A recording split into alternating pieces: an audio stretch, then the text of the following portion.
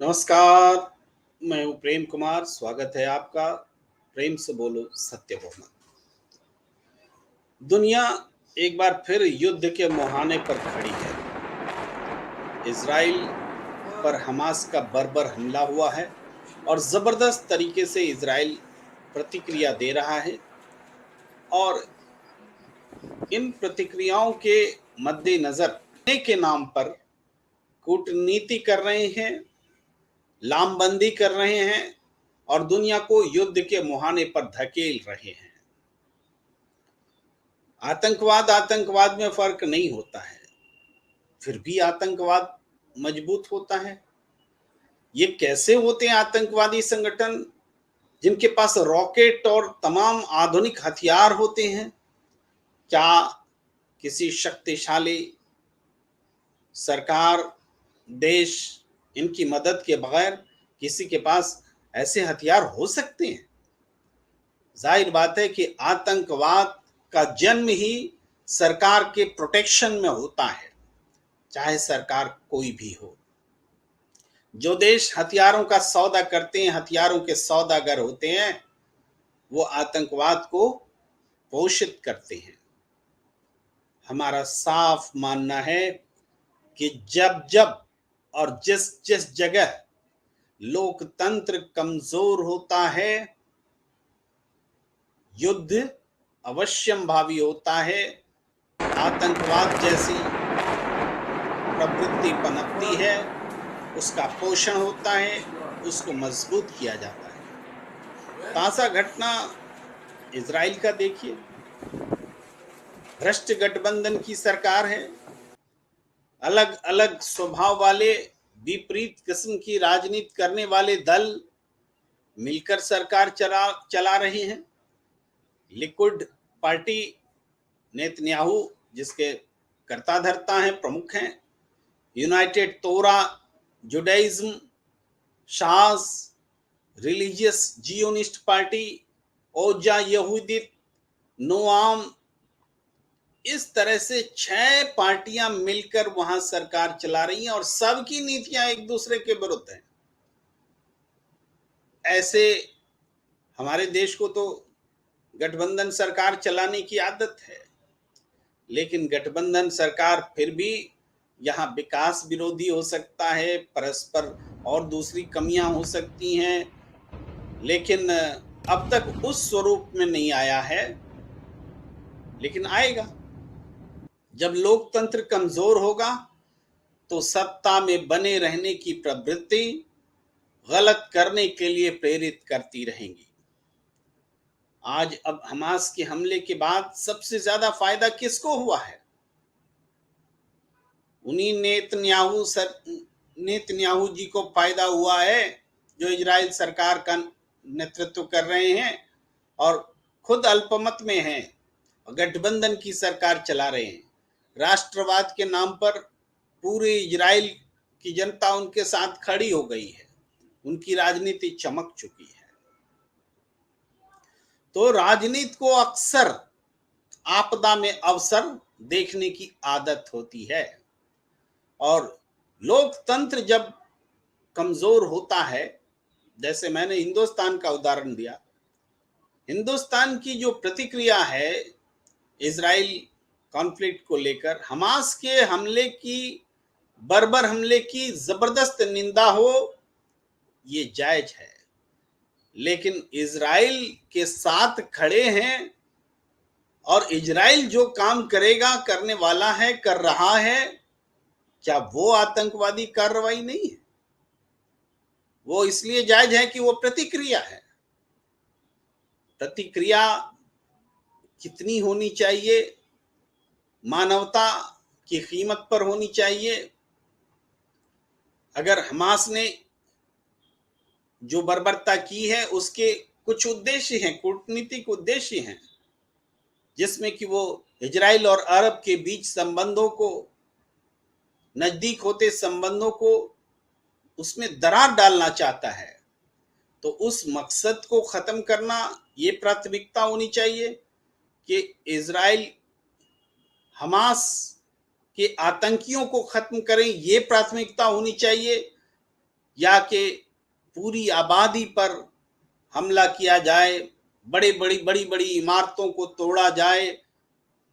हम यहाँ एक बात स्पष्ट करना चाहते हैं, हम इधर या उधर खड़े नहीं हैं, अन्ना होना चाहिए।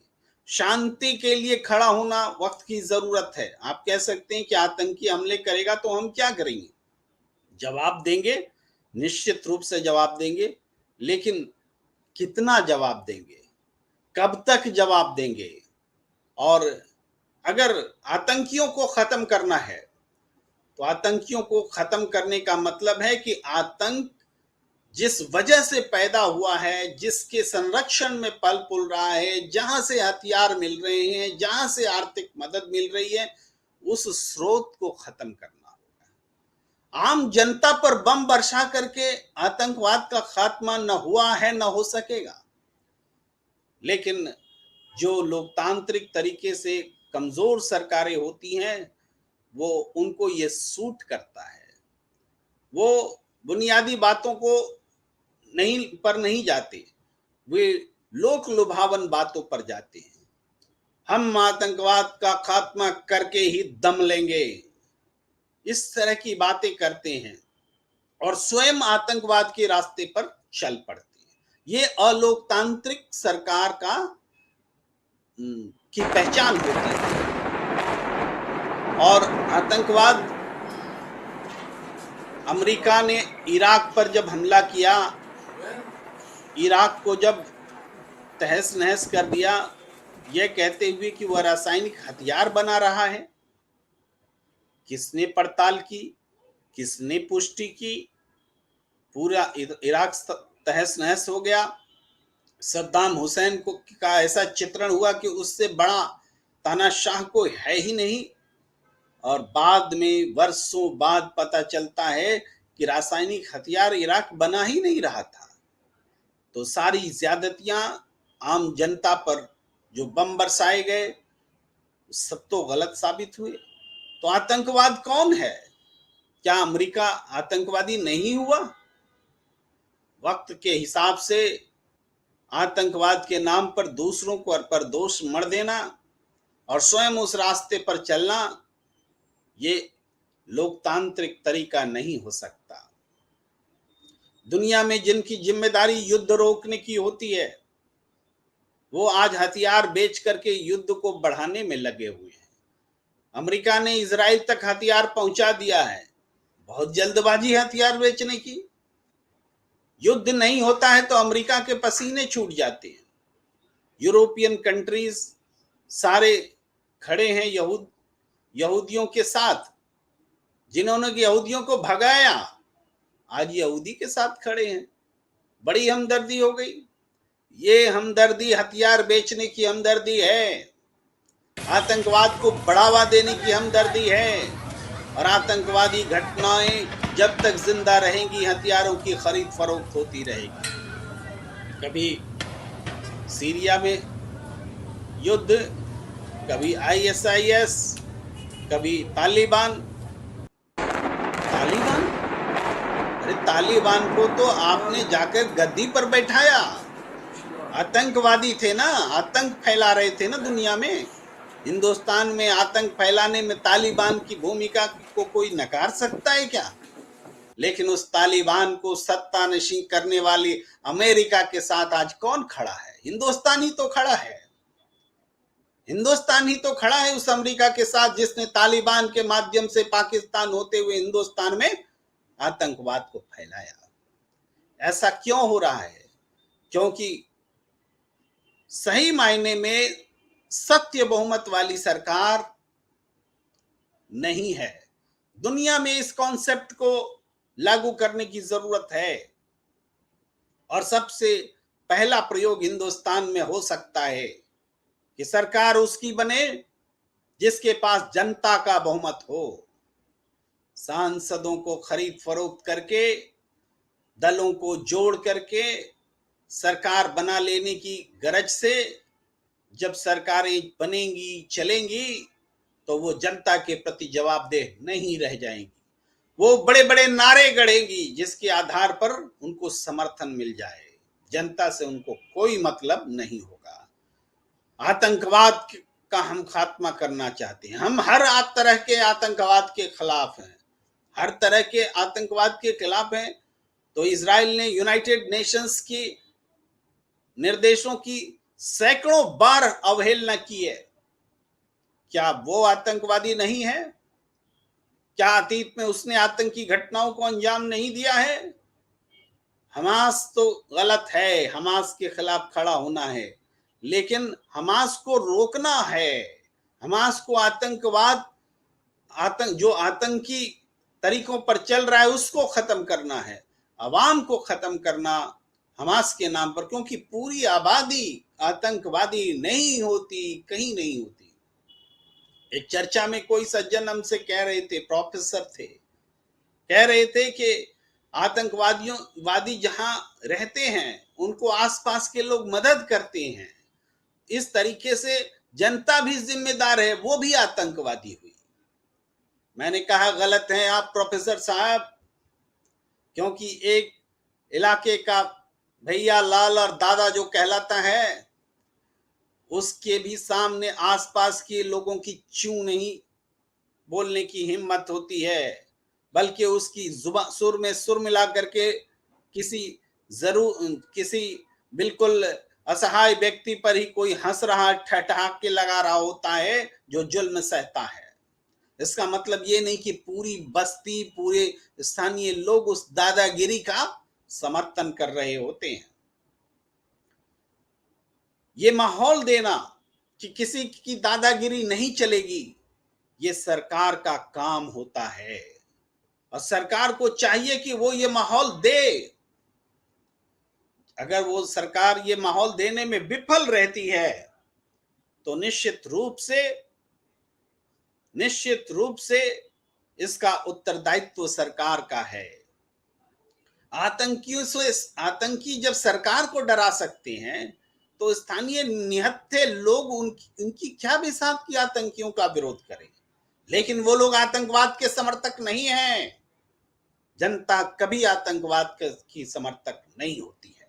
इस बात को गांठ बांध के समझना होगा। लोकतंत्र को और खास करके सत्य बहुमत को जब तक हम नहीं समझेंगे, सत्य बहुमत के आधार पर सरकार बनने का सिलसिला शुरू नहीं होगा पूरी दुनिया में।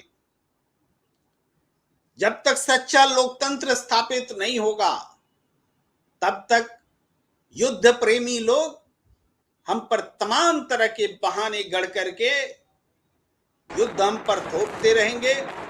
निर्दोष जनता मारी जाती रहेगी, हथियारों का जखीरा बिकता रहेगा, डॉलर की कमाई होती रहेगी, और सबसे बड़े मानवता के प्रेमी का तगमा भी उनको ही मिलेगा जो ये कर रहे हैं। युद्ध का विरोध करना, शांति के लिए अपील करना वक्त का तकाजा है। आज हमारी सरकार, हमें अफसोस है कि आज हमारी सरकार ने अपनी प्रतिक्रिया में शांति की अपील नहीं की है। इजराइल हमास प्रकरण में शांति की अपील एक निश्चित और जरूरी फैक्टर होना चाहिए। आतंकवाद की हम भर्त्सना करते हैं, लेकिन स्थायी शांति की पहल होनी चाहिए। ये बात बोलने से हम चूक गए हैं, इसलिए क्योंकि आज की हमारी सरकार भी सत्य बहुमत पर आधारित सरकार नहीं है। सत्य बहुमत पर आधारित सरकार होगी तो जनता उसकी प्रायोरिटी होगी, अमेरिका उसकी प्रायोरिटी नहीं होगी, पूरी दुनिया की जनता उसकी प्रायोरिटी होगी। अमेरिका की चाटुकारिता करना प्रायोरिटी नहीं होगी।